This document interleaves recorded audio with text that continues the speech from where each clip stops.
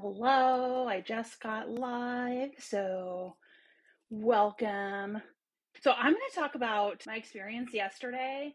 I went to go see Hadestown. It is one of my all-time favorite musicals, but I had really the most powerful musical experience of my life, and I've had some pretty fucking powerful musical experiences. So I'm going to give you a little bit like an overview of the musical so you know what I'm talking about. So I hope it's not a spoiler because it's Greek mythology, so hopefully it's not too much of a spoiler.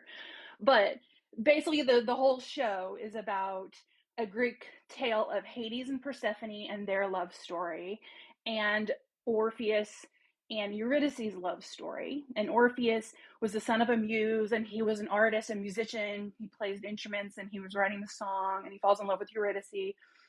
And basically the whole world is out of whack, which sounds familiar right now. The seasons are off kilter. They're having these really long winters because Persephone is the goddess of spring, and so she spends half her year down in Hades and then half her year up on Earth. And so she brings spring, and so she brings spring and summer and then goes back down to Hades in the fall and winter. But like she keeps spending longer and longer down in Hades, or down in Hades. Hades is the god. It's Hadestown in the musical. And so everyone is sort of suffering up on the top of the world. Everyone's cold, everyone's hungry, and things are really bad. And Orpheus is writing this song that he believes is going to save the world, basically. He believes that he's going to bring the world back into tune with his song, and it's going to make spring come again. And then when he sings this song, this flower appears in his hand, and it's just, oh my God, it's so magical. I've seen it 3 times. But what really struck me this time was like, it's a tragedy. And they tell you that in the first lines of the song. They're like, it's an old song, it's a sad song. So we know from the beginning that it's a sad song, and that we know that it's going to be a tragedy, but you forget by the time you're watching it. And so what happens is Eurydice ends up going down to Hadestown because she gets too hungry above ground, and she sells her soul to Hades, and she goes down there, and Orpheus like walks to Hadestown to save her. And then when he's down there, he starts a revolution. Like all the people down in Hadestown, they have a whole song where they're building a wall, and like basically all the people down there, they've lost their identity, they've lost their voice, they've lost their names, and they're just constantly working, constantly mining for Hades, constantly building this wall. And Orpheus is like, what are we doing all this for? He starts a revolution down underground, and then the people there start to listen to him, and they start to be like, hey, this guy is making some sense here. And then he leads them all to walk out of Hadestown. He strikes a deal with Hades. He brings the world back into tune with the song. But at the end, when you know from the very first line of the show that it's a tragedy, you know that it's not going to turn out good, even though you've forgotten. Eurydice and Orpheus are separated at the end. But at the very end of the song, and I sobbed through the whole thing because every single song just hit me so hard about what's currently happening in the United States. And I haven't talked a lot about that on here on TikTok, mainly because there's so many people talking about it. And I really do feel very strongly that the way that we fight back and the way that we like get through what's happening in the United States is we have to tap into our stories and our creativity and our voices and who we are as individuals. And art is going to be one of the strongest ways of doing that. And over the last month, oh God, it's only been like a month and a half. The times that I've felt most hopeless are the times when I have pulled back and I've disconnected and I haven't connected with art. And I got to see Anne Juliet, which was really wonderful, and it gave me a lot of hope. But then last night at Hadestown, he sings this song. It's called, I want you to just go listen to this song. It's called If It's True What They Say, or maybe it's just called If It's True. But he's talking to all of these people down in Hadestown, all these workers, and he's like, listen, these billionaires, these people in power, they're the ones rigging the game. He says the dealers of the cards take the tricks, the rollers of the dice. Forget the line after that. Read them. I don't know. But it's about how we're playing in this game that they've fixed, and then we are just pawns in it, basically. And so they start to stand up, and they're like, wait, we have voices. We sing, they get up, they stop working, and they all go out together. And all of it is through this whole thing of Orpheus creating this song that's going to bring the world back into tune, and it's going to fix things. And his art is going to fix things. And at the end, while it didn't work out, he did bring the world back into tune, but he did get separated from Eurydice. And at the very end, I'm going to try to say this without crying, because I literally cried the whole time. I cried all the way home. They get up there and they say that this is a sad song, and every time we sing it, we're going to hope for a different ending. And we're going to sing it again, and we're going to sing it again, and we're going to sing it again, and we're going to keep singing it until we get the outcome that we want. And it made me think about all of human history and how all of the things that humans have gone through, and it's just one terrible thing after another, right? Like right now it's terrible, and what's happening is terrible. What's happening to trans people is terrible. What's happening to immigrants, like, it's so terrible. But it's been terrible before. We've gone through the civil rights movement, we've gone through the Civil War, we've gone through World War II, we've gone through every country and across the world has been fighting and fighting.